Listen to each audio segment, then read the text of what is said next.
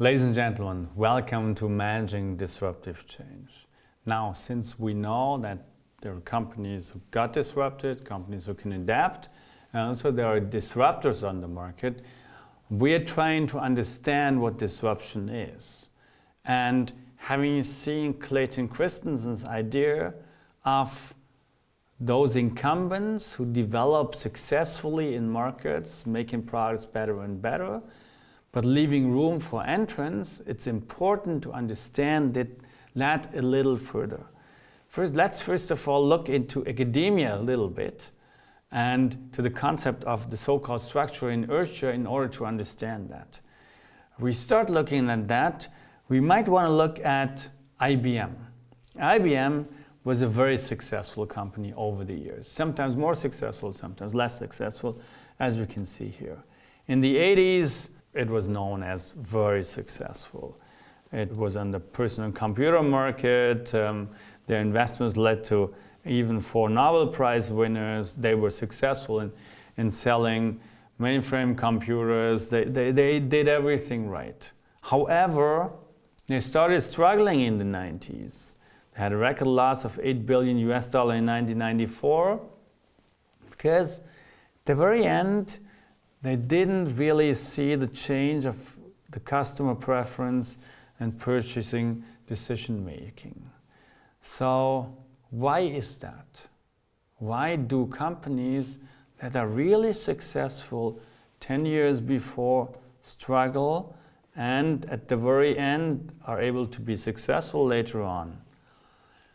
It's their slow adaptation capability and low agility. So why are these companies slow in adapting? And this is a phenomenon. We look at these companies, large with many, many resources, and we ask ourselves, why do they miss something sometimes? Well, the answer is in the so-called structural inertia phenomenon, or in this theoretical perspective. Because in general, and this is what the theory says, is the very factors that make a system reproducible is the resistance to change. So these companies, like an IBM, are successful because they are first of all resistant to change. The processes get better and better. As Christensen said, if you want to develop as a large incumbent in the traditional market and take up the trajectory of the market development, you have to make your products better and better and better, which means better processes, better products, better everything. You need to have an attention to every detail. And this detail makes you successful. So what you basically depend on is your experience in what you do, is your type of activity in terms of having an attention to detail, having a focus on that everything is going right, and ideally having the size being big enough in order to use every advantage that an economies of scale can bring you. So incumbents are large organizations and subject to inertial forces depending on size, age, and type of activities. But this makes incumbents very, very successful. Structures and processes are closely aligned with the current technology and are excellent. This is the operational excellence. Institutionalization and standardization yield to survival and to advantages, especially in times of stability. This is why Kodak could be successful for 100 years. I mean, 100 years is a very long time, to be honest. That's why German car manufacturers are still successful, because the product quality is very much there. This is even why large hotel chains that have very good products are successful, because there are still people who are able to pay for these expensive hotel rooms. However, what's the disadvantage? It's the lower agility. if you depend on your stable processes in order to make your existing business successful, you're not that agile, and especially in times of radical technology change. And this is a very easy saying. And if we look into retrospective and if we pay attention to those companies and we say, Kodak, how could they ever miss this development? Nowadays, it's easy to say, how could they ever miss this development? But when they had to decide in that moment, what were really the forces in the market? What were the market developments there that might have been potential disruptors? And we can only try to understand that phenomenon by looking at a present example. We took the example of the automotive industry, and in the middle, in the focus of our example is Daimler. Daimler with Mercedes cars. Mercedes cars, some people say it's the best quality cars in the world. People buy Mercedes cars because they want to have best quality. Whether it is true or not, don't discuss it here. But Mercedes, and this is successful because they have the tradition of 100 years and more than 100 years building those cars with this exceptional quality. So it's the age. They are large enough in order to have lots of people who develop small parts. So they have hundreds of engineers who take care of just for the lighting. Do you really need it or not? Well, it's perfect. This is what makes them successful. It's what makes the people buy those cars. However, they face tremendous developments outside, in the outside world, in the automotive industry. It starts with Tesla and the new way of driving cars in terms of combustion engines versus electronic mobility versus, or in addition, hydrogen power and so on. There's no clear answer to that nowadays. Is it hybrid models? Well, people start buying hybrid models right now because they still have the higher range of going from A to B. Do we really need it? Probably not. Is it still the old combustion engine because we can work on new fuel design? Is it electronic cars, pure electronic cars? Or is it something else? And if you look at Toyota, they're going for something else, by the way, right now. So that's the first potential disruption. Do you know what is going to be the future?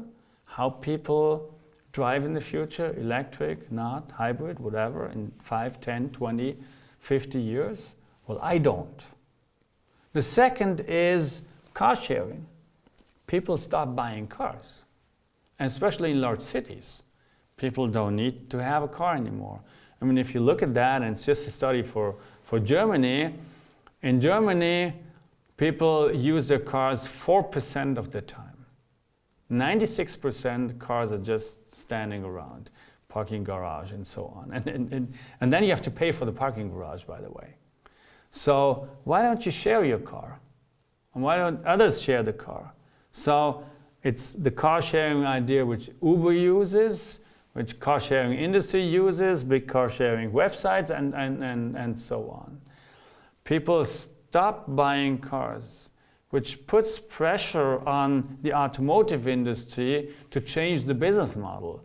It's not the cars being sold as a KPI in the future. It's probably something else. It's the mile being driven or something like that. I don't know. Do you know? Well, there's more to that. If you ask people what they complained in recent years, I have a cool mobile phone and Google Maps is actually giving me great traffic information. Why is it not the same in my car? I pay lots of money for my GPS system. However, it's not that good like Google Maps. So what's the connection? So there's pressure coming from those companies onto the traditional incumbents in the automotive industry. And not only because of Google Maps, but I said that Google is also doing all sorts of things, also because they're thinking about autonomous driving. And autonomous driving might be the future. I would love to sit in a car and just don't need to care about the driver and don't need to drive by myself. However, there are many people still who love driving. And especially if you look at the right side over here, BMW has a German slogan, Freude am Fahren, which is actually joy driving a car. Is it really fun driving a car if it's autonomous driving? No, people love to drive a car. At least some people love to drive a car. And this autonomous vehicle movement, also pushed by Baidu, is also threatening this industry. And there are all the others, the other incumbents who are working on other solutions threatening Mercedes. So if you were the CEO of Mercedes, what do you do at that moment? What is the real disruption for you? This is probably also the situation the Kodak people found themselves when they had to decide in the 70s, 80s, when the digital photography came up. But not only the digital photography, also probably different things in the market which we don't recall because they weren't important, but at that moment you weren't able to say whether it was important or not. Same here. And this is why you have to have a differentiated view on what's happening around you. What is potentially disrupting my industry and what is potentially not, might be just an innovation. Those companies are reacting. So Daimler, BMW, and Audi jointly acquire here, not to fall behind of Google, so keeping up with this Google Maps technology. Daimler launched Movil mobility platform, integrating a car-to-go service. So this is basically reacting to the car sharing. They have autonomous buses in Amsterdam, so they react to autonomous driving. And actually announced that they're also cooperating with Uber in autonomous driving. And Mercedes is working together with Tesla. If you look at the gear shift in some Mercedes models and Tesla model, it's the same. So they exchange technologies. So they react, they do something. However, what is really the disruptive factor? You can't react to everything. And if you especially look at other companies like VW, Audi, they react in a different way.